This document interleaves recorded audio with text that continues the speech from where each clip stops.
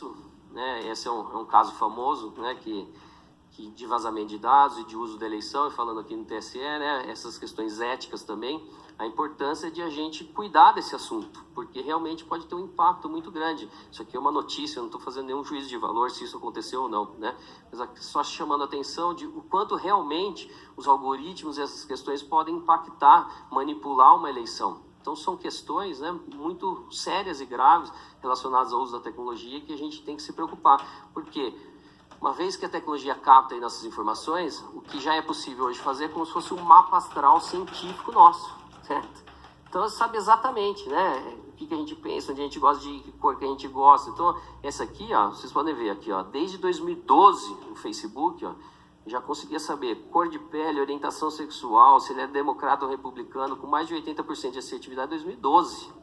Hoje em dia, com 60 likes, a pessoa sabe tudo sobre você.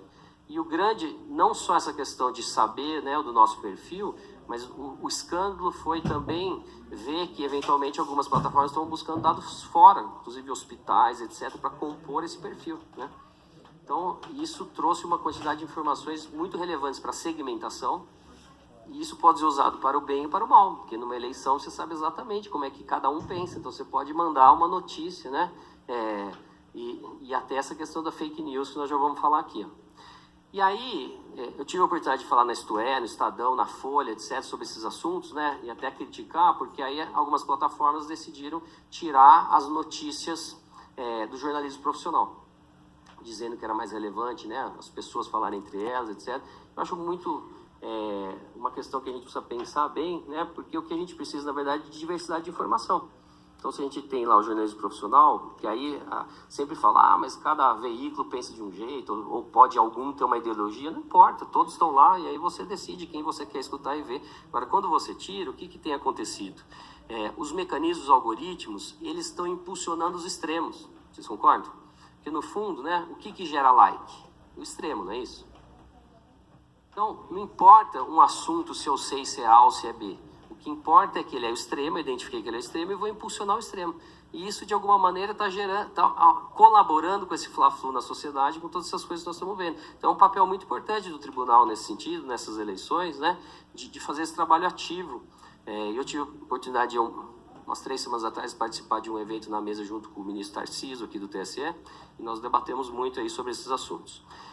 Que essa questão, tem um professor de Harvard chamado Lawrence Lessig, que ele fala que muito além do que a legislação, que é hierarquicamente superior, para tudo isso funcionar no ambiente digital, a gente tem que ter outras preocupações, como, por exemplo, normas de mercado.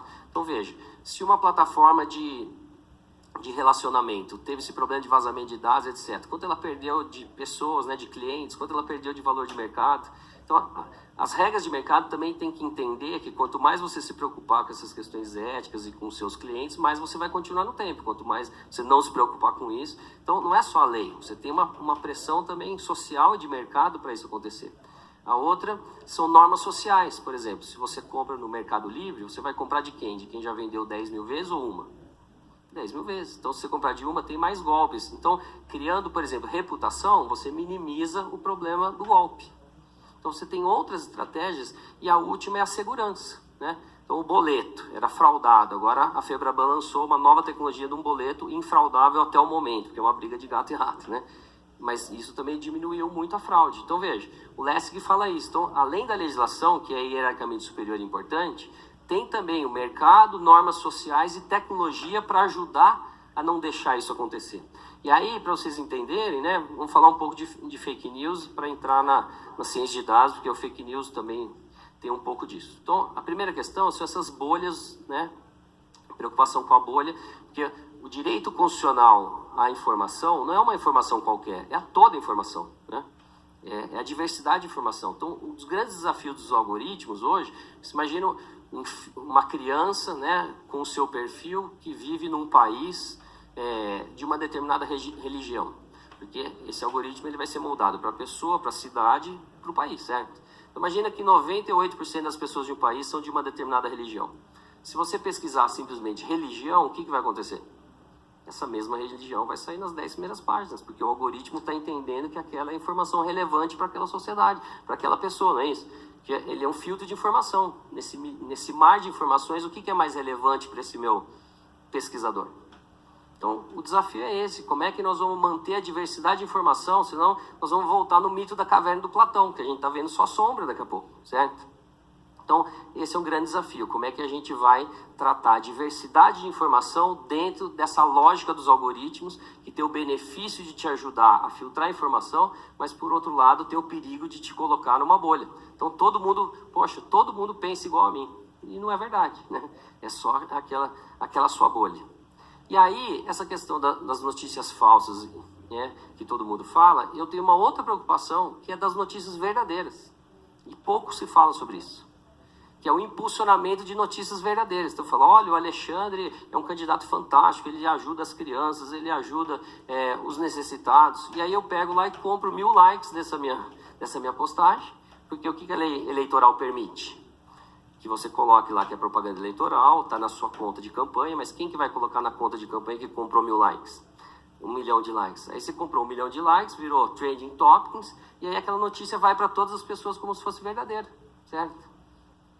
Então, muito se fala sobre fake news, que é realmente relevante, a gente tem visto aí o efeito danoso. Mas as notícias verdadeiras também são igualmente manipuladoras e perigosas, certo?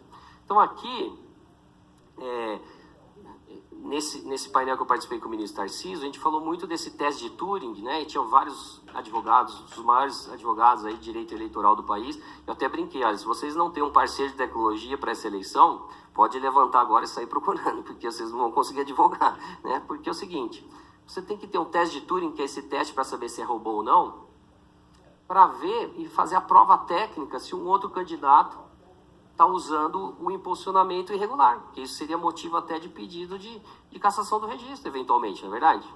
Que é uma propaganda ilegal. Então, olha só, quem que vai fazer o pedido, quem que vai decidir o que fazer com isso? É o advogado. A tecnologia não está mudando nada o trabalho dele. Só que sem a prova técnica, como é que ele vai entender que isso está acontecendo e como é que ele vai fazer o pedido? Não tem como. Então, a tecnologia e o negócio do direito, eles vão ser juntos, então não vão ser separados. Nenhum vai substituir o outro. Os dois vão se impulsionar e vão trabalhar em conjunto aí para esse trabalho. Então, olha só. Eu até apaguei aqui os nomes dos candidatos para não gerar polêmica. Mas é uma notícia aqui da Folha de São Paulo. Então, olha, em 2014, um estudo revelou que um determinado candidato usou 699 robôs que geraram 773 mil publicações a favor dele. E a outro candidato, 509 robôs fazendo a mesma coisa. Então, olha no final. Ou seja, os robôs falavam bem dos políticos que defendiam. Certo? Então, esse é um outro ponto importantíssimo para o tribunal se preocupar. Não é só fake news, certo? E aí, olha que interessante isso aqui. Não sei se vocês estão conseguindo enxergar e fica meio apagado. Isso aqui é o monitoramento de manifestações sobre a greve. Isso aqui é do ano passado, nem pus desse ano também, para não gerar polêmica em nada. Nós somos aqui, devemos trazer conceitos acadêmicos aí aplicados, certo? Então, olha só. Vocês estão vendo o azul e o vermelho?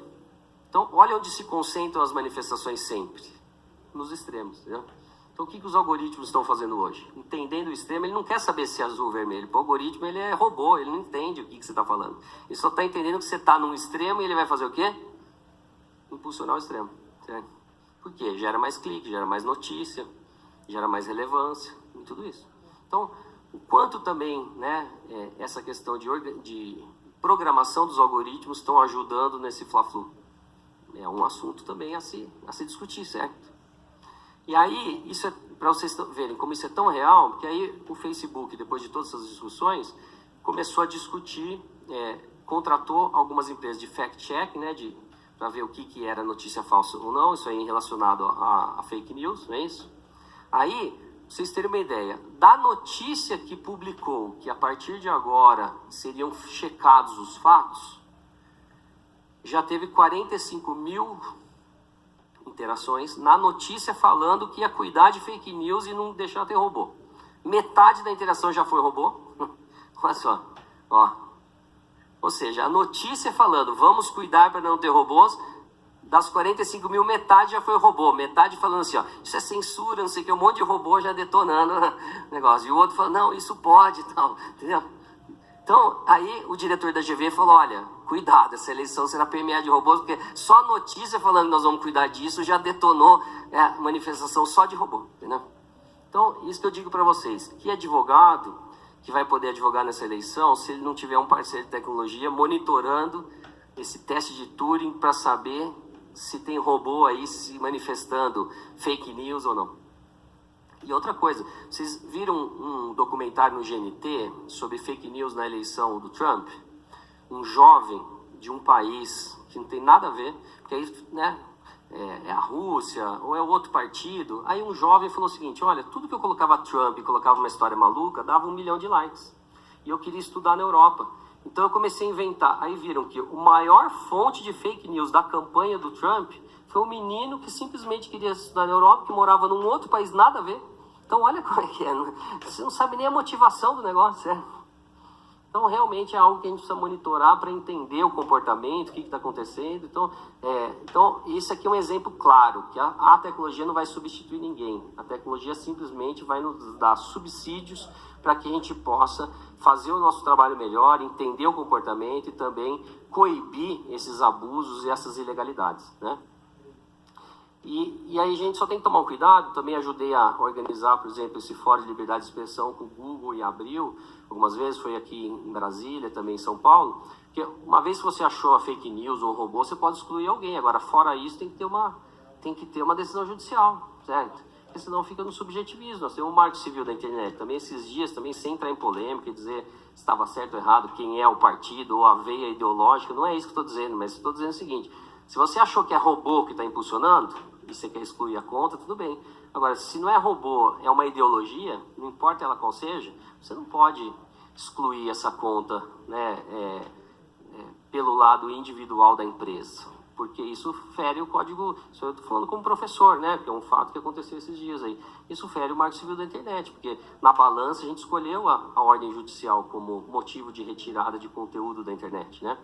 Então, esse é um outro fato aí importante também que aconteceu esses dias. Então, essa questão do fact-check, o teste de Turing, né, que é importante. As redes sociais, um trabalho ativo, o ministro Tarcísio me contou.